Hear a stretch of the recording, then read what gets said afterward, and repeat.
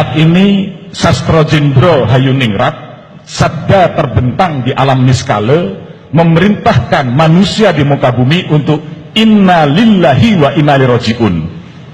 Semua berasal dari Allah, kembali kepada Allah. Sangkan paraning dumadi, kembali ke wiwitan, kembali kepada leluhur. Dan itu semangat Mi'raj Rasulullah ketika menapaki langit Sabtuju, dijaga oleh para leluhur Muhammad Rasulullah, yaitu Nabi Adam, Nabi Isa, Nabi Yusuf, Nabi Idris, Nabi Harun, Musa, dan sampai Ibrahim. Artinya itu adalah leluhur orang Arab yang harus diingat oleh bangsa Arab. Rasulullah meneladani itu, sehingga jangan harap sampai kepada Tuhan kalau kita tidak menghormati dan melewati leluhur. Sampai ketika Muslim mampu memahami ajaran Muhammad, wahyu dari Tuhan sudah turun kepada Muhammad. Kembalilah kepada agama yang lurus, agama Ibrahim. Ibrahim adalah Abraham, Brahman, dan Muhammad adalah Nur Muhammad, Nur Ahmad adalah Atman. Di sini kejadian kehidupan manusia sejak dulu merupakan satu kitab, tinggal bagaimana manusia berpikir. Itulah tugas dari Allah kepada manusia yang tertulis di dalam Al-Quran. Tugas manusia untuk berpikir, karena Allah sudah memberikan kita mata untuk mampu melihat, memberikan telinga untuk mampu mendengar, dan memberikan hati untuk mampu merasakan. Sehingga dengan harapan besar saya, jangan hanya diserap dengan akal pikiran. Sisi spiritual hanya bisa dirasakan. Menyambung tentang setelah berdiri Candi Narayana, kami mendapatkan petunjuk untuk pertama kalinya, datanglah ke Bayan. Ada apa dengan Bayan? Nah, disinilah kami diantar oleh Pak Bagus Ogostuja. Dalam perjalanan ini kami ketemu dengan beliau, dan ini sudah menjadi satu ketetapan. Saya rasa tidak ada yang namanya kebetulan. Sehingga ketika kami menapak ke Bayan, kami melewati Suranadi, di mana beliau memberikan tetenger sebagai ajaran Game Tirte, kemudian di Bango yaitu Game Buddha Pakse, dan di Bayan beliau menurunkan ajaran Game Seleme Wetu Telu. Ada apa dengan tiga hal ini? Betapa ternyata beliau dan Yang Dijendra pada waktu itu merupakan satu sosok atau tokoh yang sudah pluralis, di mana Tirte sebagai lambang Siwa atau Wisnu, Buddha Pakse hakikat sebagai Buddha, dan Selama Wetu Telu di Bayan diturunkan dengan memberikan syahadatnya adalah syahadat Ibrahim. Ini yang menjadi PR bagi kita anak cucu. Ada apa? Itu semua sudah tertulis di dalam lontar. Ada prasasti bahwa beliau dan Yang Nirata sudah ditetapkan menjadi majelis ulama sedunia dari keputusan para tokoh yang datang dari Vatikan, tokoh yang datang dari Cina, tokoh yang datang dari Arab, tokoh yang datang dari Belanda. Dan Yang Dijendra sudah ditetapkan menjadi majelis ulama sedunia. Ada apa Pak ini fenomena? Sementara para wali ketika itu di Jawa sedang mengadakan provokasi kepada Demak untuk menghancurkan Majapahit. Dan ini dimensi spiritual. Baru saja tadi saya kebayang dengan Pak Oge mendapatkan jawaban saya, karena saya sedang melacak.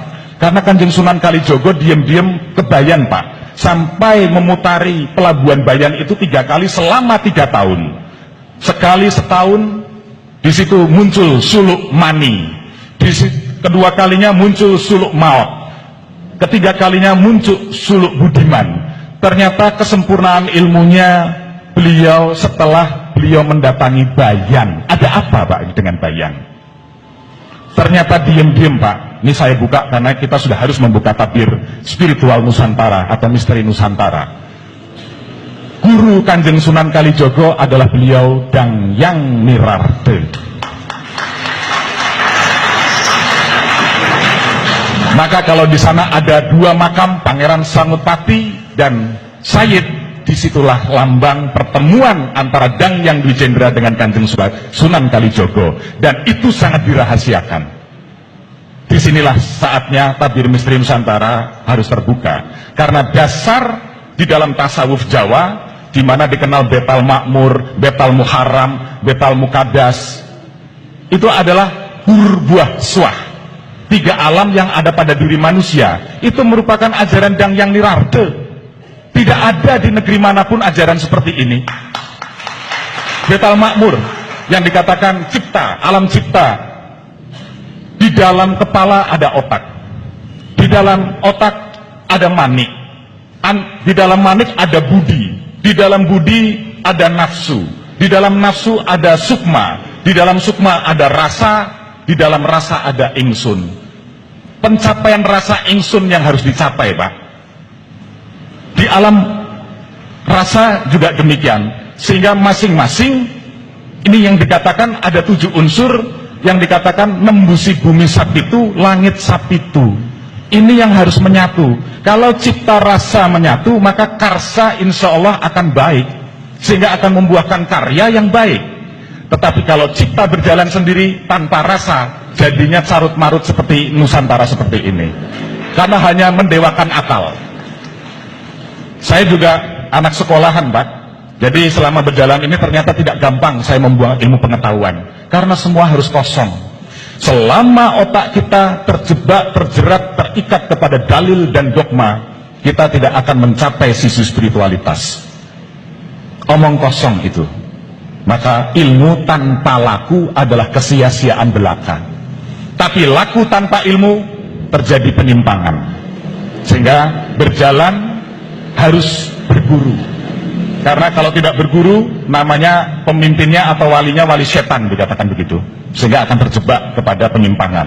Jadi manusia hidup harus memiliki guru, dan itu adalah sabda yang sudah turun sejak pertama Bhagavad Gita. Rahasia yang paling utama adalah ketika seorang Brahmacari bertemu dengan guru rohani sejati, seperti perjalanan Bima bertemu dengan Dewa Ruci, seperti pertemuan Nabi Musa dengan Nabi Khidir. Hakikat, Pak. Syariat tanpa hakikat adalah kekosongan belaka. Sama, hakikat pun tanpa syariat itu bid'ah atau penyesatan. Sehingga dua ini harus berjalan. Disinilah konsep Siwa Buddha. 2 dat yang berbeda tetapi harus menyatu. Nah, intinya, Pak, selama saya di Lombok ini, saya menemukan satu hakikat 3 alam yang tadi saya sebut. Ternyata inilah implementasi dari jagat cilik, jagat gede. Sehingga Nusantara sebagai tubuh manusia, 3 alamnya ada di Jawa, Bali, Lombok. Inilah roh Nusantara. Jawa, Bali, Lombok adalah Jabal. Jabal itu adalah gunung yang kokoh, Jabal Nur. Segitiga. Segitiga adalah gunung. Segitiga adalah candi. Sehingga segitiga ini, gunung itu adalah lambang jati diri manusia. Sehingga ketika itu Nabi Musa pun ingin bertemu dengan Allah, pandanglah bukit itu. Ini yang menjadi kauruh di dalam meditasi. Ketika kita konsentrasi, kita harus melihat ujung hidung kita. Itu segitiga, Pak. Artinya kita memandang diri sendiri. Sehingga Lombok, kalau di dalam kauruh Jawa, di dalam ritual Jawa, dipasang paling atas pada tumpeng. Sehingga Lombok sebagai alam cipta. Sehingga saya bilang, secara spiritual kami mendirikan Narayana, kemudian ada satu tetenger yang harus kami dirikan. Ini merupakan satu bukti yang tadi bapak-bapak sudah katakan, apa yang bisa kita perbuat. Apa yang bisa kita buat? Jangan tanya apa yang bisa kau dapatkan dari negeri ini, dari Ibu Pertiwi, tapi tanyalah apa yang bisa kita berikan kepada Ibu Pertiwi. Disitulah konsep dharma, Pak. Disitulah konsep bakti. Setelah manusia memahami ilmu yang tinggi sekalipun, ujung-ujungnya adalah bakti. Bakti adalah menggerakkan roda dharma untuk menjalani karma, menggapai moksa. Tanpa roda dharma ini bergerak, kita hanya menciptakan samsara. penderitaan yang berkepanjangan. Sehingga sebagai akhir kata, karena waktu sudah habis, mungkin bisa dilanjutkan pertemuan-pertemuan berikutnya.